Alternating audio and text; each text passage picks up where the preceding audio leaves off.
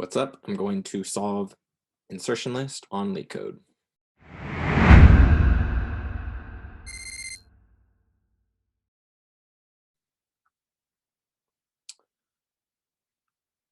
Sort a linked list using insertion sort.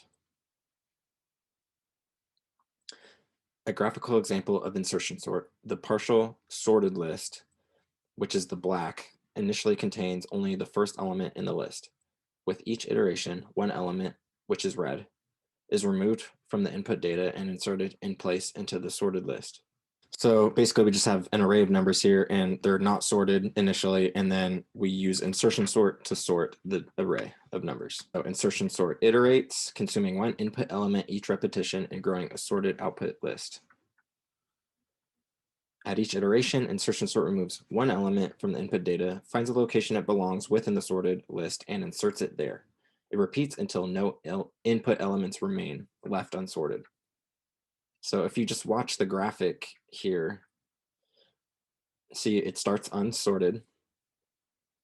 It compares it to the next number, and then those get sorted if the second number is less than the first number. And now 6 is going to be compared to 3. Those are going to get swapped, and 3 is less than 5 also, so 3 is going to go to the front of the list. That's all we're doing. Now 6 compares to 8. That stays because 8 is larger than 6. 7 moves, but it's larger than 6 right here. But it's larger than 6, so it stays. And we have some data sample outputs right here.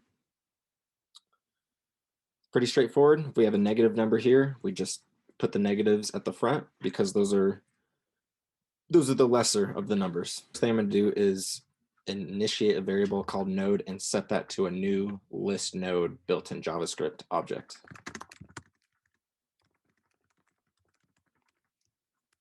I'm going to take this head parameter and create a while loop and say while that head parameter exists.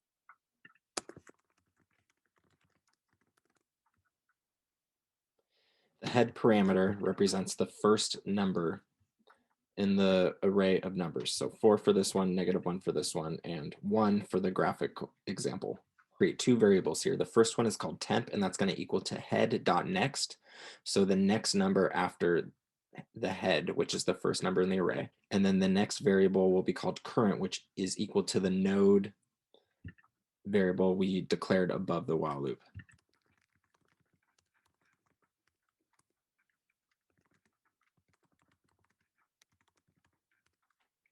So I'm going to create another while loop inside the while loop here. The condition is going to be if the current variable dot next and the current dot next value are both less than or equal to the head's value, so head.val. And if that's true, current will equal current.next. So current will be updated as a variable to current.next.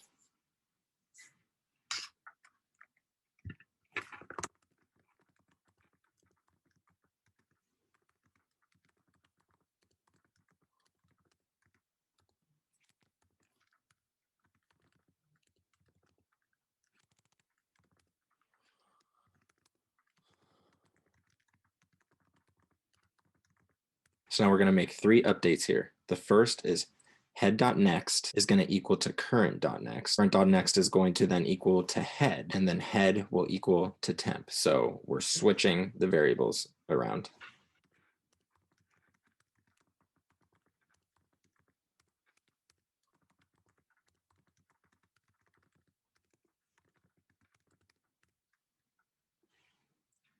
And then last but not least, outside of the while loop, we'll return node.next.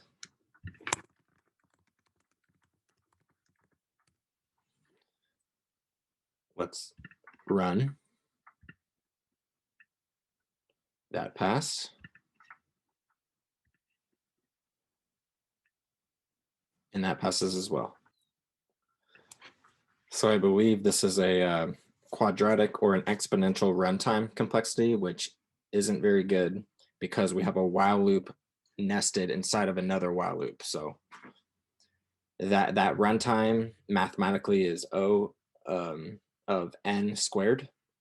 Basically, because we have a nested for loop here. So while the head exists, we also have to check if the current and the current dot next value is greater than or less to. So we're checking two things that our space-time complexity is O of 1 constant because we aren't adding any more data to the function.